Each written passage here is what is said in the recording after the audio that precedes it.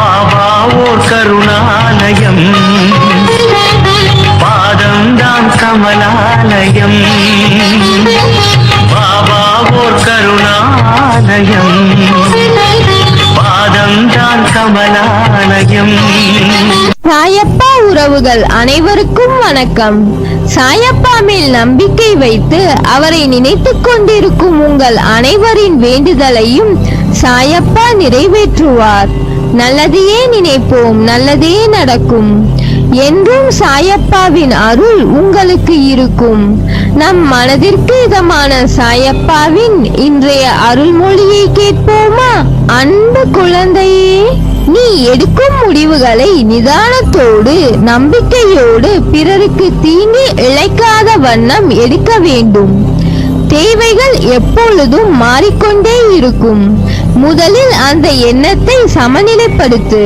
அப்போதுதான் உன்னால் எதிர்பாராமல் வரும் தாமதங்களையும் தடைகளையும் எதிர்கொள்ள இயலும்.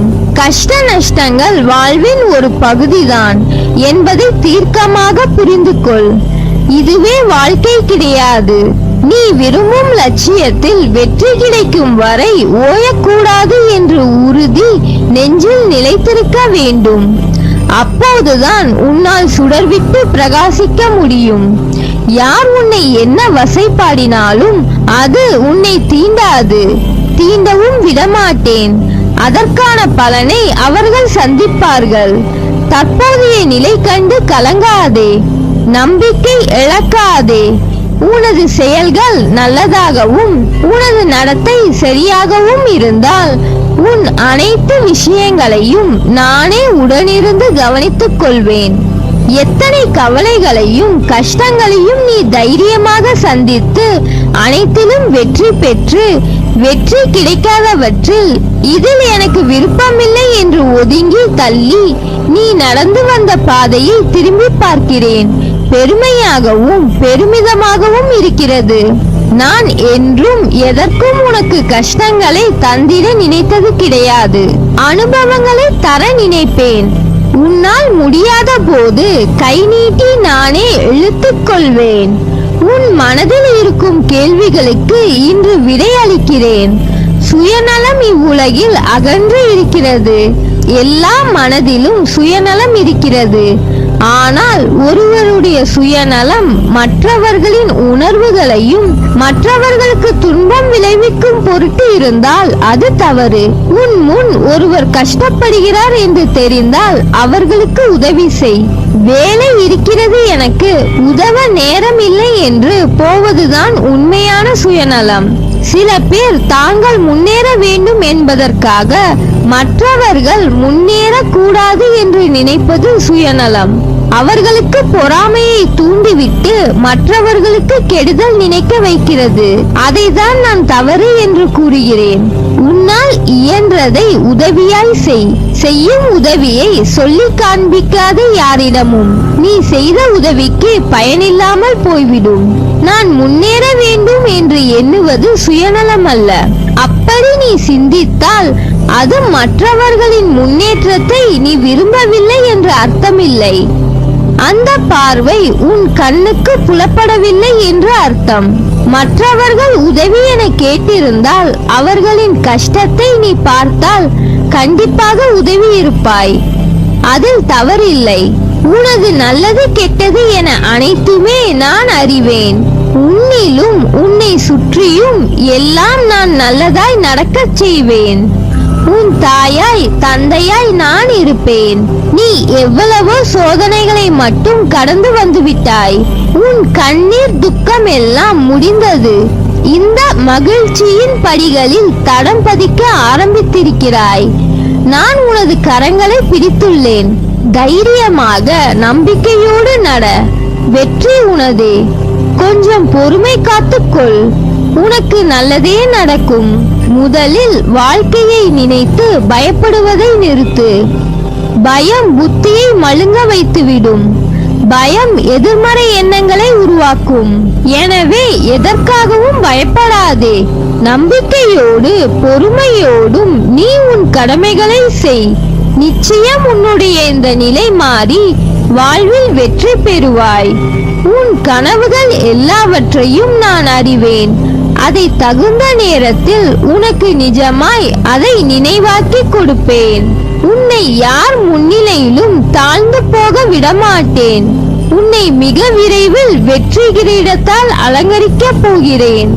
அதற்கு கொஞ்சம் பொறுமையாக இரு. அதற்கான வாய்ப்பையும் உனக்கு ஏற்படுத்தி தரப்போகிறேன்.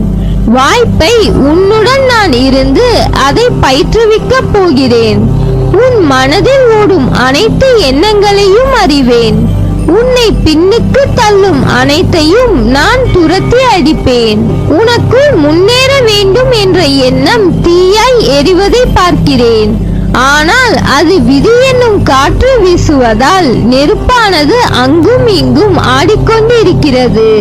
அது உனக்கு சில உலகியல் நடைமுறையை புரிய வைப்பதற்கு நான் போடும் ஒரு விளையாட்டு. அதில்தான் நீ இப்போது உள்ளாய். அதை போராடி அழுகையும் துன்பமும் வந்த போதிலும் அதில் நிலை பெற்று உறுதி பூண்டாய்.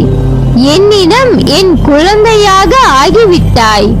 இருப்பினும் மாயையும் விதியும் உன்னை ஆட்டிவிக்கும் போது நீ கலங்குவதை பார்த்து என் மனம் துடிக்கிறது.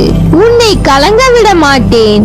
உன்னுள் எழும் முன்னேற வேண்டும் என்கின்ற எண்ணம் இப்போது காட்டு தீயாய் உருவெடுக்கும். அதை எதனாலும் அணைக்க முடியாது. வாழ்க்கையில் எதுவும் காரணம் இல்லாமல் நடக்காது. எல்லாவற்றிற்கும் பின்னால் ஒரு காரணம் நிச்சயம் இருக்கும். அது ஒரு வழிகாட்டியாய் உன்னை அழைத்துச் செல்லும். நீ பயணிக்கும் இந்த வாழ்க்கையில் சிலர் குறிக்கோளோடு இருப்பார்கள், சிலர் குறிக்கோள் இல்லாமல் இருப்பார்கள். குறிக்கோள் என்பது ஒன்றின் மேல் மட்டும் எண்ணங்கள் இருக்கக்கூடிய அம்பு. அந்த அம்புகள் நிறைய இருக்கலாம், ஆனால் அதற்கான இடம் ஒன்றுதான்.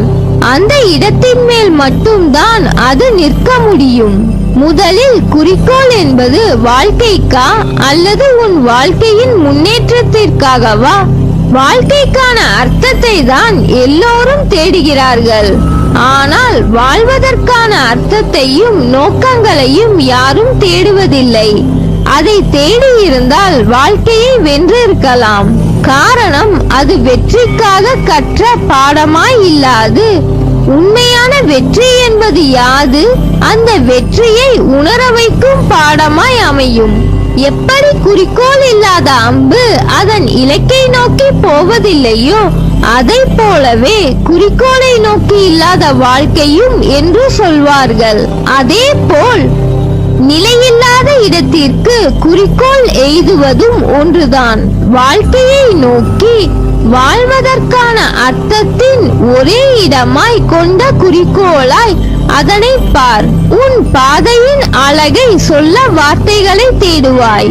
உன் வாழ்க்கையில் நம்பிக்கை, நிதானம், பொறுமை, சகிப்புத்தன்மை, உண்மையான அறநெறியில் வாழுதல், புறம் பேசாமல் இருத்தல், இதை நீ கடைபிடித்தால் உன் பாதை மேலும் சுகமான பயணமாய் அமையும். உனக்கு என் அருளும் ஆசையும் எப்போதும் உண்டு. நீ ஜெயமாக நிம்மதியுடன் நன்றாக வாழ்வாய். நீ என்னை அழைக்கும் தருவாயில் உன் சக்தி உன் மனதிற்குள் இருந்து ஆரம்பிக்கும் முன்னரே உன் முன் நான் நிற்பேன். ஏனென்றால் என் இதயத்தில் உன்னை சுமக்கிறேன். உனக்கு நான் இருக்கிறேன், இருப்பேன் என்றென்றும். உன் வேண்டுதல்கள் பலிக்கும். எல்லா சூழ்நிலைகளிலும் துணை நிற்பேன். என் வார்த்தைகள் மீது நம்பிக்கை வைத்து செயல்படு. மீதியை நான் பார்த்துக் கொள்கிறேன். நல்லதே நடக்கும். நீ என் பரிபூர்ண அருளும் ஆசிர்வாதமும் அன்பும் பெற்ற என் செல்ல பிள்ளை.